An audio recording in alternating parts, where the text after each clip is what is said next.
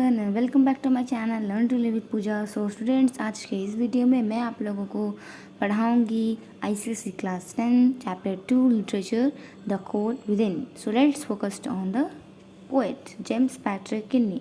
James Patrick Kinney कौन थे? American poet थे और उनका जन्म 23 अगस्त 1930 को हुआ था और मीन्स 1854 में हुआ था। और इन्होंने ये पोएम 1960s में लिखा था।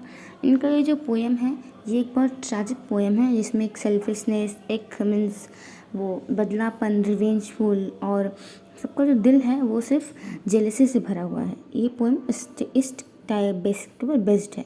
और क्या चीज़ के ऊपर बेस्ड है पोएम? क्लास, रेस, रिलीजन्स, ये सब के ऊपर भी बेस्ड है। ठीक है, तो अब हम आते हैं पोएम की तरफ। सो जो ये पोएम है द कोल्ड विद इन, इसका जो टाइटल है वो इसका मतलब ये होता है कि आपके अंदर जो ह्यूमैनिटी नाम की चीज़ है वो नहीं होती है। आप मतलब कि देखते हैं जात पात, ऊंचा नीचा, ये सब देख कर आप किसी की हेल्प नहीं करते हैं या फिर आप उसको अपने से छोटा समझते हैं। जैसे कि हम देख सकते हैं वो जो अफ्रीकन कंट्रीज़ में होता है, अफ्रीकन कंट्री में क्या होता है, white people and black people, इन दोनों में बहुत ही ज़्यादा भेदभाव होता है।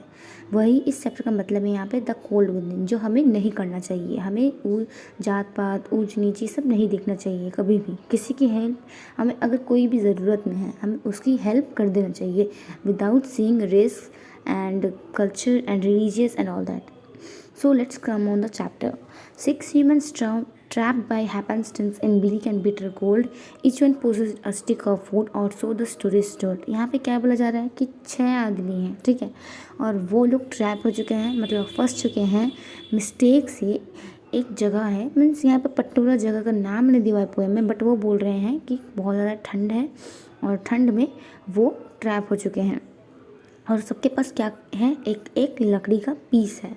और जैसे जैसा स्टोरी में बताया गया है, they are dying fire in need of logs but the first one held hers back for of the faces around the fire she noticed one was black.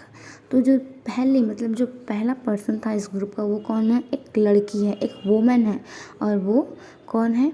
Her back means she is a white man, ठीक है, वो एक white women है। मतलब कि African वाला जब मैंने आपको बताया था कि ब्लैक और वाइट में बहुत डिफरेंस की जाते हैं, तो उसने क्या देखा कि जो मतलब फायर के पास एक आदमी बैठा है वो ब्लैक का, मतलब कि ब्लैक काला रंग का है। सो उसने अपना जो स्टिक था वो नहीं दिया और उसने क्या किया, अपना स्टिक पीछे ले लिया और हेल्प के लिए हाथ आगे नहीं बढ़ाया। सो the next para. The next man looking across the way saw one out of his church and could not bring himself to give the fire his stick of birch. तो यहाँ पे जो दूसरा आदमी है इस ग्रुप का, उसने जब यहाँ मतलब अपनी तरफ मिस क्रॉस वे देखा कि उसने क्या देखा कि उसका जो चर्च मीन्स है, मतलब कि यहाँ पे वो देखता है कि वो उसके रिलीजियस का नहीं है, जो उसके बगल में बैठा है मीन्स अपोजिट में बैठा है वो उसके रिलीजियस का नहीं है, वो उसका चर्च का नहीं है। तो वो अपना स्टिक नहीं देता है, वो भी अपना स्टिक अपने में मतलब अपने से चिपका लेता है, अपने सीने से लगा लेता है। बोलता है कि ना, I will not give him out because he is not of my church. Third one sat in tattered clothes. He gave his coat a hitch. Why should his log be put to use to warm the idle rich? इसमें ये बोला जा रहा है कि जो third person है वो एक पुअर है और वो फटे हुए कपड़े के साथ बैठा हुआ है और उसका जो कोट है उसमें जैसे कि आप मान लीजिए आप ऐसे बैठे हुए हैं, ठीक है, और बैठ के जो कोट थोड़ा सा ऐसे ऊपर करते हैं, कॉलर पकड़ के से थोड़ा सा ऊपर करते हैं, तो उसको हम लोग हिच बोलते हैं, ठीक है। वाई शुड हीज, मतलब वो सोचता है कि मैं क्यों दूँ अपना लॉग ऑफ वुड किसी आइडल मीन्स किसी रिच को प्रोटेक्ट करने के लिए। रिच तो हमें कभी नहीं प्रोटेक्ट करते। So the next para, the rich man just sat back and thought of the wealth he had in store and how to keep what he had earned from the lazy shiftless poor. तो इसमें जो ये rich man है means ये जो fourth man है वो rich है, ठीक है, तो वो अपने में ही सोचता रहता है कि मैं जो अपना पैसा है, अपना वेल्थ है, उसको कैसे स्टोर करूँ, उसको कैसे बचाऊँ, तो ये जो पुअर है, ये जो भिखारी लोग हैं, उनसे ये बच पाए, ठीक है। सो हम लोग आते हैं नेक्स्ट पैरा पे। The black man's face bespoke revenge as the fire passed from his sight, for all he saw in his stick of wood was a chance to spite the white. तो इसमें बोला जा रहा है कि जो fifth person है वो कौन है, ब्लैक मैन है। तो ब्लैक मैन जो बोलता है, ब्लैक मैन बोलता है कि ये बहुत ही ज़्यादा अच्छा चांस है वाइट मैन से रिवेंज लेने के लिए और उन्हें तड़पता हुआ देखने के लिए। बट वो ये नहीं जानता कि अगर वो अपना लॉग्स ऑफ वुड नहीं देगा तो वो भी पछताएगा और उसकी भी हालत ख़राब होगी। So for all he saw in the stick of would, मतलब जैसे मैंने अभी बोला आपको, तो उसके बस एक ही चीज़ दिख रहा था कि अब बदला लेने का वक्त आ गया है, इसलिए वो अपना लॉग्स ऑफ नहीं देता है। बट देखिए यहाँ पे अब लास्ट मैन की बारी आ गई। The last man of this forlorn group did not escape for gain, giving only to those who gave was how he played the game. तो लास्ट मैन जो था वो टोटली एक मीन्स वो पूरा ही घुमा हुआ इंसान था। वो सोचता है कि खेल के जैसा, मीन्स जो उसकी मदद करेगा वही उसी की मदद वो करने वाला है, वरना वो नहीं करेगा किसी की मदद। Their logs held tight in death's still hands was proof of human sin. They did not die for the cold without, they died for the cold within. तो इसमें क्या बोला जा रहा है कि जब सुबह हुआ, रात बीत गई, तो उनका जो लॉग्स ऑफ वुड है वो ऐसे हाथों में पकड़े पकड़े मर चुके थे। और यही प्रूफ करता है कि इन 6 पीपल का ह्यूमैनिटी मीन्स इन 6 पीपल का जो भी अंदर का ह्यूमैनिटी था वो कैसा था। वो लोग बाहर के ठंडी की वजह से नहीं, जो उनके अंदर एक ठंडी था मीन्स उनके अंदर जो ह्यूमैनिटी की कमी थी उसकी वजह से आज वो लोग दुनिया में नहीं रहे।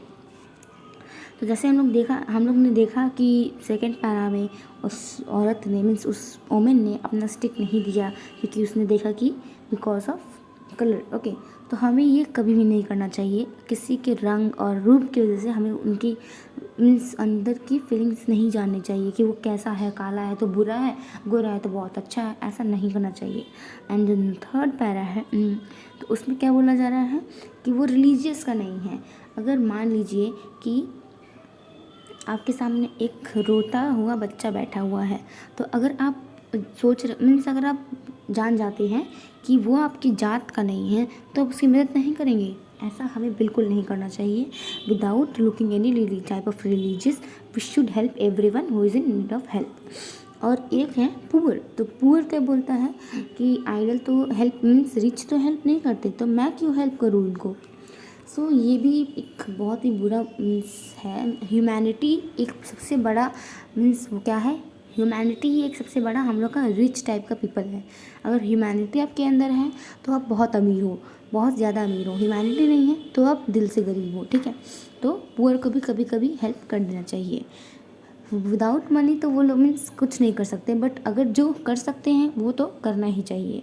और रिच, यहाँ पे जो रिच है उसने तो हमेशा हमें पुअर की हेल्प करनी चाहिए। अगर वो मीन्स बहुत ही बेचारा है और फिर उसके पास कोई काम नहीं है, वो भूखा है, उसके पास घर नहीं है, तो उसे ऐसी हेल्प करनी चाहिए जिसकी वजह से उसके पास घर, पैसा, खाना सब कुछ आ जाए।